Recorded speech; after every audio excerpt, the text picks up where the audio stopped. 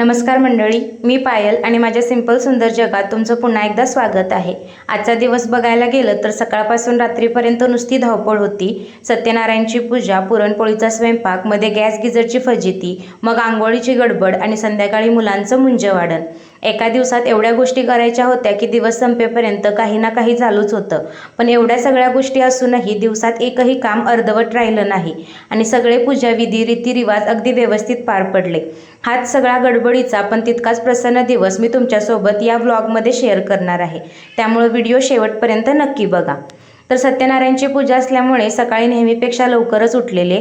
सकाळी उठून सगळ्यात आधी उंबऱ्याची पूजा केली, दारात पाणी मारलं आणि दिवसाची सुरुवातच एक छान मंगल वातावरणात केली। नंतर पहिलं स्वतःसाठी एक कप चहा घेतला आणि कामाला सुरुवात केली, कारण एवढं सगळं आज एकाच दिवशी आवरायचं होतं म्हटल्यावर कामही तितकीच वाढलेली होती। त्यामुळे एकीकडे घरातल्या पुरुषांनी पूजेची तयारी चालू केलेली, पूजेला लागणारे कर्दळ, ऊस, चौरंग हे सगळं ते एकत्र करत होते आणि आम्ही लेडीज स्वयंपाकाचं बघत होतो। सत्यनारायणच्या नैवेद्यासाठी पुरणपोळीचा स्वयंपाक करायचा होता आणि मुंजाच्या जेवणासाठी सोजीच्या पोळ्याचा स्वयंपाक, त्यामुळे सकाळपासूनच किचनमध्ये ही गडबड सुरू झालेली।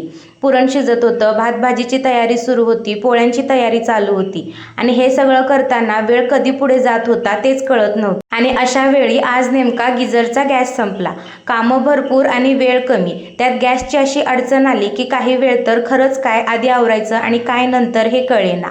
अजून थोड्यांच्या आंघोळीही बाकी होत्या, त्यामुळे खाली स्वयंपाकाच्या गॅसवरच ही आंघोळीची ही गडबड वाढलेली। म्हणजे एकीकडे स्वयंपाक, दुसरीकडे पूजेची तयारी आणि मध्येही आंघोळीची गडबड।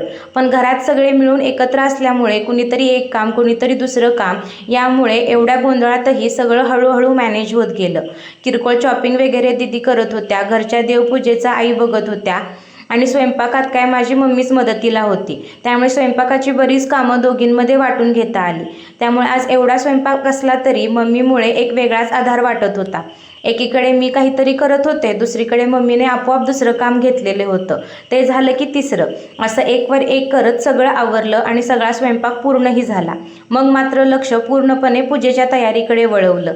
घर आवरलं, पूजेची सगळी सामग्री एकत्र केली आणि मग शेवटी स्वतःही पूजेसाठी तयार झाले। सकाळपासूनची धावपळ एवढी होती की तयार होताना एक क्षण वाटलं, आता बस, आता फक्त शांतपणे पूजा झाली पाहिजे। घरात सगळे जमले होते, त्यामुळे वातावरणही खूप छान होतं आणि माझी सकाळपासूनची धावपळ त्या पूजेच्या वेळी मात्र पूर्णपणे विसरून गेली। मी मनापासून पूजा केली। पूजेला बसलेला तो पूर्ण वेळ बाबीही शांत राहिलेली, त्यामुळे आम्हालाही नीट लक्ष केंद्रित करता आलं आणि खरंच सत्यनारायणची पूजा खूप छान पार पडली। पण दिवस इथे संपलेला नव्हता। संध्याकाळी पुन्हा घरात लगबग सुरू झालेली। दारात रांगोळी काढली आणि मुंज वाढण्याची तयारी केली।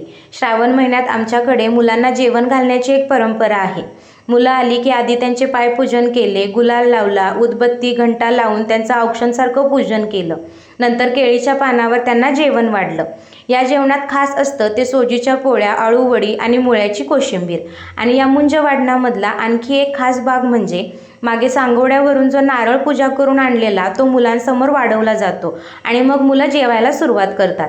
मुलांनी जेवण केल्यानंतर त्यांच्यासमोर वाढवलेला नारळाच्या खोबऱ्याचा एक तुकडा, सुपारी, पैसे असलेला विडा त्यांना दिला जातो। अशा प्रकारे मुलं आली, त्यांचं पूजन केलं, त्यांना जेवण वाढलं आणि बघता बघता तीही निघून गेली आणि एवढ्यातच सत्यनारायणच्या पूजेचा तीर्थप्रसाद घेण्यासाठी पाहुणे यायला सुरुवात झाली। मग काय, सगळ्यांसाठी तीर्थप्रसादाची तयारी केली, महिलांना हळदी कुंकू दिलं, दूध दिलं, सगळ्यांशी थोडा वेळ गप्पाही झाल्या। आता सगळं आटपलंय, पण खरं सांगायचं तर खूप दमायला झालंय। सकाळपासून एक झालं की दुसरं काही ना काही चालू होतंच, पण कितीही थकवा असला तरी मागे वळून बघता घरात असे सण, पूजा असले किंवा आपल्या परंपरा जपताना जो आनंद मिळतो तो या सगळ्यापेक्षा खूप मोठा आहे। आजचा दिवस खूप धावपळीचा होता, पण खरं सांगायचं तर तितकाच सुंदरही होता। आणि आज एक गोष्ट पुन्हा जाणवली, घरात माणसं असणं किती महत्त्वाचं असतं। आज दिवसभरात इतकी धावपळ असूनही कुणी काय केलं करत सगळं कार्य निर्विघ्न पार पडलं आणि दिवसाच्या शेवटी खूप समाधान मिळालं। चला, आजचा व्लॉग इथेच थांबवते। तुम्हाला जर व्हिडिओ आवडला असेल तर नक्की लाईक करा। असेच घरगुती व्हिडिओ पाहण्यासाठी चॅनलला सबस्क्राईब करा। भेटूया पुढच्या व्लॉगमध्ये, तोपर्यंत बाय।